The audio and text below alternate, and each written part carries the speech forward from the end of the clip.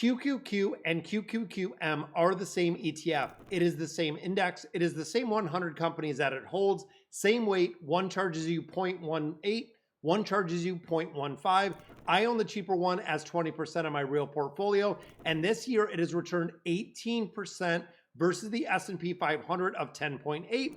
But I also want to show you the bear case for this because Seeking Alpha published something this week that is calling it a hold, but also giving extreme caution to the AI competition because a 20% allocation for anyone's portfolio deserves this conversation. And today I want to cover exactly what the QQQM is, why exactly I own it, in two very specific risks that I'm watching out for this ETF. So let's go ahead and get into it. Now, when we think of the QQQM, it is the Invesco Nasdaq-100 ETF. This launched in October of 2020. Now, the younger, cheaper sibling of this was the original QQQ, which has been running since 1999. So these both have an incredible amount of history when it comes to the Nasdaq. Now, both do track the Nasdaq-100, the 100 largest non-financial companies on the Nasdaq. That is very important to note. Weighted by market cap, rebalances every single quarter, same companies, same weight, same performance.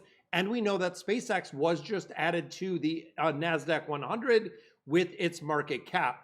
Now, of course, the only meaningful difference between these two is cost and liquidity. When we look at the QQQ, it charges that 0.18 and roughly 395 billion in assets, and the trading volume exceeds almost 70 million shares per day. So it's kind of crazy on how much it trades. When we look at the cheaper version, I go with the QQQM, charges the 0.15 and has around 70 billion in assets. So it is a little bit smaller, but honestly, for active tradings, running options, things like that, the QQQ is going to be the one you want to choose. If you're doing the long-term buy and hold investor, just like I am, the QQQM is going to win on the cost, even though it's very small, because really 3 basis points doesn't sound like a very big difference, but over a 30-year period, when you start looking at that, it can be a 6-figure position in the difference just because of the fees when you start adding in the compounding. Now, since inception, the QQQM has delivered an 18.5 annual NAV return, slightly outperforming the QQQ on the return. That is the cost difference in full effect. 3 basis points can compound when you start looking at a 30-year difference. Now, here's the specific reason why I hold the QQQM and why it is 20% of my portfolio and not sitting as a smaller satellite position. Now, when we look at the Nasdaq-100, it is not 100% tech. Right now, the primary driving vehicle of this is the AI infrastructure in the build-out we're seeing, the companies involved in that build-out, and the same companies, of course, sit on top of the QQQM holdings that we have today. Amazon is guiding almost $200 billion in expenditures when it comes to AI. We have Microsoft, Alphabet, Meta. They are adding hundreds of billions of dollars, and really the hyperscale capex in 2026 is projected to spend around $800 billion. Think of that, guys, almost $1 trillion in expenditures towards AI, which of course is up significantly than what we've seen last year. Every dollar of almost that $1 billion has to flow somewhere. A lot of it is flowing into data centers, and a lot of it specifically is flowing right into NVIDIA's chips. It flows to the cloud infrastructure that we see with Microsoft and Amazon. It flows into the software, the services that Alphabet and Meta really monetize. The 5 top holdings of the QQQM are either writing the capex checks or they're cashing them. And that is where a lot of people are kind of getting tripped up and saying that AI might be a little bit of overhyped, because it's not coincidence. It's really the structural thesis of the ETF and the QQQM itself, and the reason why I do have it as 20% of my portfolio. And of course, the 18% year-to-date return is early evidence on how this thesis has been playing out. The QQQM has captured 107% of the S&P gains. Well, of course, when we look at the S&P 500, it's only captured 98% of its losses, a favorable asymmetry that reflects the quality earnings we see of these companies and the revenue growth.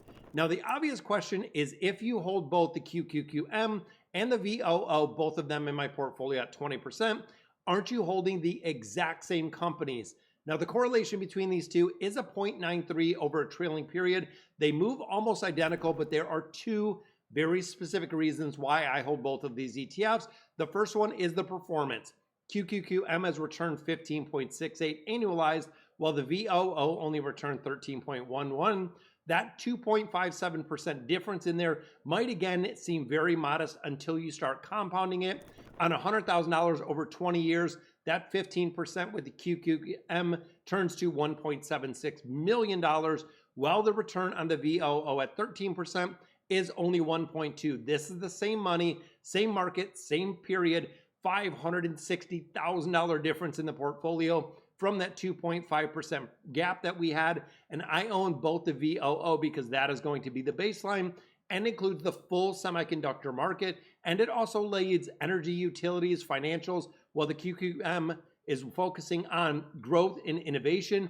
It's really complementary, not really duplicating or overlapping. QQQM is really the growth with the tilt, while the VOO is the foundation in here. Now, of course, this is where we address what Seeking Alpha was talking about, and this is a publication that I love to read and I do all the time. Their analysts are rating QQQM as a hold with two specific concerns. Number one, the rising AI competition and the shift towards a much leaner AI model that could pressure the margins and keep and really have the chip companies take a step back from those investing. Both of these really take serious because 20% of portfolio is a pretty good chunk. Now, when we think of the rising AI competition, this is real. When you look at DeepSeek, January emergence shows the capability of AI models can really be dramatically lower than what they're actually paying upfront from a lot of US frontier labs. And the AI infrastructure build out is really slower than people were anticipating because of the models that require less to compute. NVIDIA's revenue growth has slowed a little bit as well. This is a legitimate bear case. And looking at the other side, the hyperscale capex is not really slowing down. Amazon's guiding for $200 billion annually. It is not a company worried about how efficient that AI model is. It is eating up all of that infrastructure demand that we see. The compute build out is continuing, whether NVIDIA really remains the primary chip and getting pressure from AMD is yet to be seen. There are a lot of alternatives, and I'm going to be watching them over the next couple years. Now, the second risk here is, of course, the concentration. Half of the QQQM assets sits in 10 company stocks. The 2000, the Nasdaq dropped 83% from the peak, and really that was the dot-com bubble that we seen. No one was investing in 2000, but the charts look like you wanted to. It was the time to buy at an 83% discount. When we look at the companies today, we're looking at NVIDIA, Apple, Microsoft, Amazon, even looking at Alphabet. They're generating real earnings, which is completely different than we seen in that 2000 dot-com bubble, where companies were burning cash. They had little to no revenue, even some of those super high evaluations where companies were just losing money. That is meaningful, and really the structure difference. 83% is a number that you have to think about when you're sizing in the portfolio. 20% position, a replication of a 2000 style crash would be super painful, but it's not going to be catastrophic because that is only 20% of the portfolio and not a 40%. So then the question becomes, why did I do 20%? There are three reasons, and really this is the most personal part of today's video. First of all, at 20%, the QQQM has outperformed the VOO, which is actually moving the needle on the portfolio return. We talk about this. When it comes to the baseline, it is going to be the VOO. Every ETF that I hold, I want to actually outperform where the VOO is performing. That 2.57% gap over 5 years means 20% of $488,000 and roughly $2,500 in additional revenue expected above that versus the VOO itself. Now, the second one, and the crossover math from yesterday, if you watch Monday's video, you already know my portfolio is up 18%, which is the annualized return for the last 5 years. If I replace the QQM at 20% with a lower returning alternative, the blended rate across it would really drop. The crossover really would be and really further away, and I don't want to move that needle further away. Every single position in the portfolio is earning its weight in the compounding math that we're seeing. And the third one is the accumulation phase logic. Now, for me, I'm not drawing down soon. I am not selling. If I ever sell this portfolio, every single correction in the QQQM, whether it's a drawback 5, 10, 15%, gives me the ability to dollar cost average into a much lower price, not a reason to reduce my holdings. This concentration risk matters most of the QQQM. If you're holding it during retirement, who have to sell, and if you're selling when we see a market crash or a market correction, that could really be hard to cover your living expenses. Now, for me, I'm not in that situation. My time horizon is roughly 20 years. 20% is sized enough to capture all of the premiums that we see in the market in a single position without the actual catastrophe that we could see from a market pullback. So here's the QQQM summary, guys. Same 100 companies at the QQQ, but it is at a cheaper basis. And of course, if you're holding long-term that I do, QQQM is going to be your solid choice. It is the AI capex story, and that is the reason why 20% of really that hyperscaled, almost $800 billion within infrastructure for AI is the real case. It is the bear case. Concentration risk, AI competition is legitimate. It's going to happen, and Seeking Alpha analysts is not wrong for flagging them.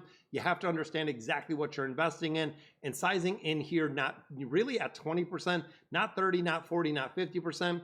It is a portfolio, and really, if there is a drawdown, that allows me to buy it at a much cheaper price. You have to know your number, and you have to know exactly what you're going to do before you start investing.